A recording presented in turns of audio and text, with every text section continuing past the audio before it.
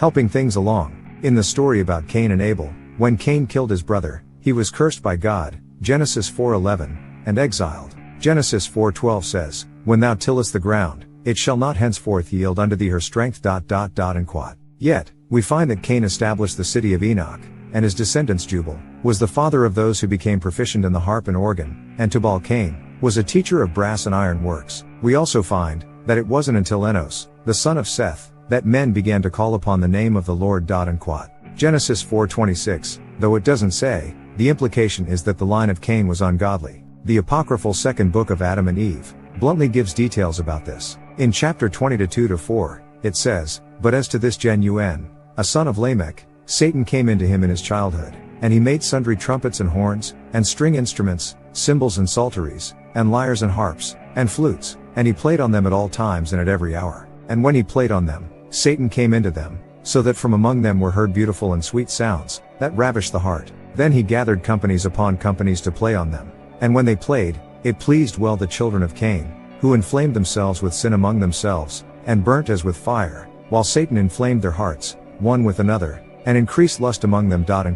Although the origin and truth of this apocryphal book can never be ascertained, and it never became part of the Holy Canon, it is believed that the writings were part of an older, more ancient document that accurately reflected upon the events of this historical period. For a family line that has been perceived as being ungodly, they developed musical instruments, and the expertise and ability of producing weapons of war from metal mined out of the earth. Was the knowledge of these things God-given? I have concluded that they were not, and even though the evidence is circumstantial, I believe that Satan, through demons, divulged this information. Ezekiel 28:13 relates that there were musical instruments created within the body of Lucifer, and it has been said that every time he moved, he played music. He led the angelic praise and worship of God. So when he fell, he knew the importance of music, and how to use it to his advantage. It seems likely that he would have bestowed the knowledge of music. Primitive cultures, American Indian ceremonies, and occult rituals are well known to have used the hypnotic and influential properties of music to enhance their activities. And through weapons, and the means to wage war, people are controlled. So, yes, I believe that there was some satanic influence on the technology of the people at the time, because he was laying the groundwork for his plans to regain control of the world that he once ruled. According to Tom Van Osperen, there is a language of twice speak in the Bible, which is a separate code language, much like equidistant letter sequencing, and mathematical signature.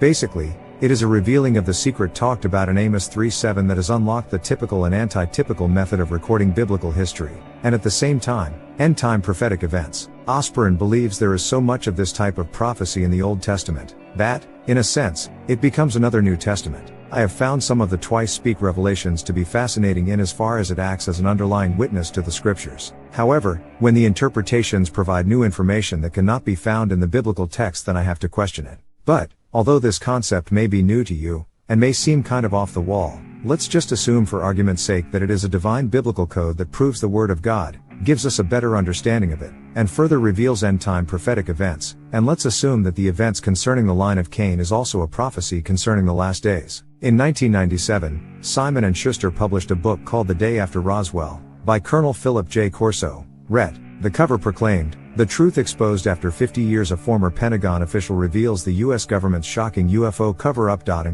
The subject of the book was the alleged crash of a flying saucer in Roswell, New Mexico, where alien bodies and pieces of the aircraft were recovered back in 1947.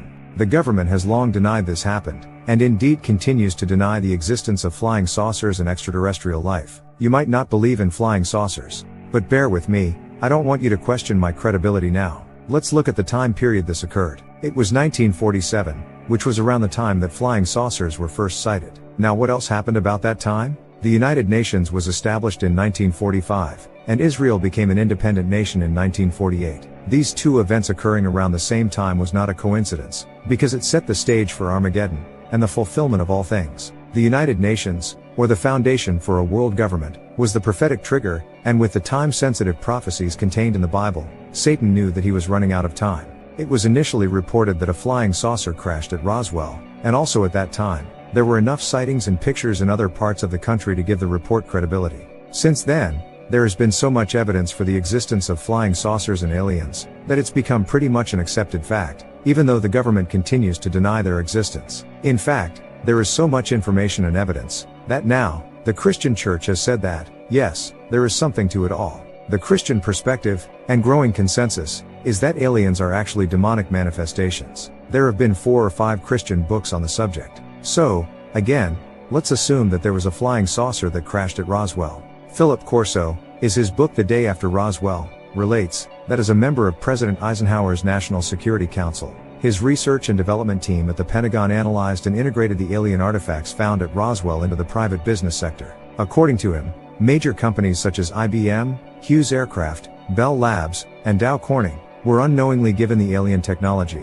which became the integrated circuit chips, fiber optics, lasers, and the super tenacity fibers of today. What I want to hone in on is the information in Chapter 12, which discusses the integrated circuit chip, from the Roswell crash site to Silicon Valley.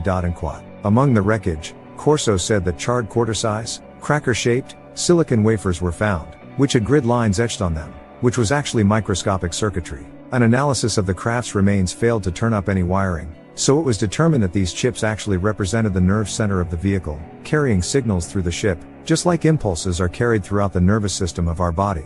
Corso wrote, page 167, although IBM and Bell Labs were investing huge sums of development money into designing a computer that had a lower operational and maintenance overhead, it seemed, given the technology of the digital computer circa 1947, that there was no place it could go. It was simply an expensive to build, expensive to run, lumbering elephant at the end of the line. And then an alien spacecraft fell out of the skies over Roswell, scattered across the desert floor, and in one evening everything changed. In 1948, it was revealed that the first junction silicon transistor had been developed by Bell Telephone Laboratories, and the technological capabilities of the computer industry took a huge leap in a short period of time. Even Corso wondered about where it would all lead, page 172. What if an enemy wanted to implant the perfect spying or sabotage mechanism into a culture? Then the implantation of the microchip-based circuit into our technology by the EBAs, aliens, would be the perfect method. Was it planted as sabotage or as something akin to the gift of fire? Maybe the Roswell crash in 1947 was an event waiting to happen, like poisoned fruit dropping from the tree into a playground. Now, instead of aliens, think demons, and I believe we have an anti-typical fulfillment of the prophetic event that took place when the line of Cain was given hidden knowledge. I believe that our computer technology, which developed into the internet, is part of Satan's plan for the last days, and will be used to carry out his devious end-time plot. Only God is omnipotent and omnipresent. However, through a worldwide computer network, Satan will be able to falsely misrepresent his power. For years, it was believed that the huge computer in Brussels, Belgium would be the one that would be used to record the files of everyone on Earth. Now it has come to light that our National Security Agency has a huge classified underground database at Fort Meade, Maryland, that covers an area of 10 acres.